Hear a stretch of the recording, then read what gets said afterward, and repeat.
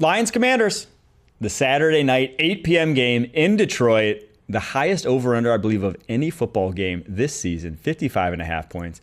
Vegas is expecting points. We're all expecting points. That means that this game is going to be decided by probably a few different matchups, probably a few different bounces here and there. But B-Mac, what's the one you're tuning into the most in this awesome NFC matchup?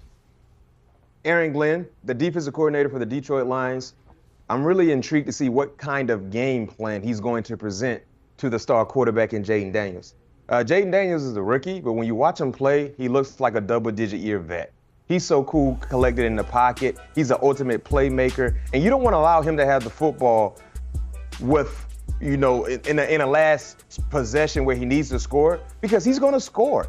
He has that mystique about his game. When he gets the football last, it's like you know what is going to happen. You're just waiting for it to happen because he's shown the ability to score and come up big in the clutch. So that is what I'm watching, because when you look at what we witnessed a week ago in Tampa, Todd Bowles, a very, very experienced play caller, had no answer for Jayden Daniels. Most defensive coordinators, they've had no answer for Jayden Daniels as well. His ability to throw the football is so impressive. The accuracy, the precision, how he throws his pass catchers open. And the thing about Jayden Daniels is you cannot prepare for just the improvising. His ability to improvise in the pocket, make people miss, buy time, slippery, and get positive yards really helps them out in totality as an offense. So can we see a suffocating-like defense? Will we see a suffocating-like defense that we saw against the Minnesota Vikings and against Sam Darnold? They really humbled Sam Darnold. Sam Darnold they basically beat Sam Darnold twice because he didn't get over what they did in the final week, and that kind of surfaced in the playoff game this past weekend against the Rams. So that's what I'm watching, because Aaron Glenn has done a great job with whoever has been healthy for him and putting those guys in positions to be successful. I think that's totally in line with what I'm thinking for the key matchup in this football game, because nobody has really figured out the code to stop Jayden Daniels. And we know that this offense from the Detroit Lions, they're going to come out there humming. It was part of my bold prediction. I said they're going to score 50 points. The more I think about it, 45 is probably the number where I'll land on it. And the thing is, I'm not even afraid to say that Jayden Daniels could match that if given the opportunity. And like you said, B-Mac, if he's got the ball at the end of the game, I'm putting my money on that guy right there, number 5. He has been unbelievable, and I'm no longer going to call him a rookie. He's just a quarterback now. He's not a rookie. He's a great quarterback. But Aaron Glenn, and I would defer to you on this question, B-Mac. If I'm a head coach, I'd go into that defensive coordinator meeting, defensive coordinator office, and I'd say, hey, Aaron, here's what I want you to do. We know that the first turnover or the first mistake that they make on offense is probably going to cost them the game because of the nature of our offense and our ability to score at an astronomical rate. So tell your guys to gamble a little bit. And also, every time that guy runs the football, I want him laid out.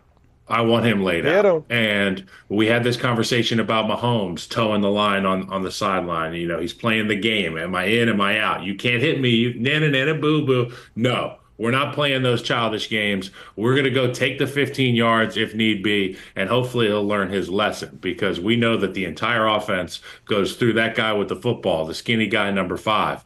And if we can tattoo him a couple times, maybe it'll get him to want to sit tight and throw the football instead of running it. Kyle, to your point, an old school coach once told us as a team, non-quarterbacks only love running when they don't get hit. But if you get hit one good time, just think about, because when we played Little League football, most of us played different positions, and most of us probably ran the football a few times. I know I did. But the very first time I got hit in the mouth, like, whoa, I started second guessing, do I really want to keep doing this? That's why I went and played defense, because I wanted to hit people. I didn't like people hitting me and standing over me and laughing and making cracks about me and my mouthpiece flying everywhere. So to your point, he's a very, very smart runner. But if you get an opportunity to touch him up legally within the rules, take advantage of it. I am going to be looking forward to this matchup for a couple of reasons. One is that he is so dynamic and he does run so much, right? Like, they are going to utilize him so much. in that running game, and that's just difficult to account for. I don't care who you are, whether the guy's that dynamic at the quarterback position, whether it's holding him in the pocket on scrambles, whether it's trying to track him down on option runs. It just takes very much a team effort and a game plan to do so. And then the other reason being that the Lions like to play man coverage. Their bread and butter is getting up in the face of wide receivers and tracking them down the football field. But when you're playing man coverage as a defensive back or a linebacker, you know who you're not looking at? You're not looking at the quarterback. You're looking at the guy you're trying to guard. And what does that do? That leaves these alleys for Jayden Daniels if he sneaks out of the pocket, because he scrambled not more than anyone else in the NFL this year. He scrambled more than anyone else in NFL history, at least modern NFL history, since they started tracking that stat.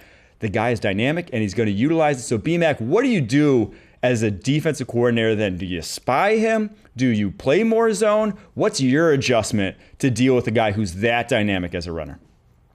You got to take your chances when you play man, because to your point, they're a man defense. Yep. So I highly don't expect Aaron Glenn to not utilize and call his bread and butter. But you got to take strategic chances, and when you do it, because if you do not, he takes off and run. Because when we play man coverage, the first thing we do, we have our backs turned and we're following whoever it is we're covering. We don't see what's happening in the pocket.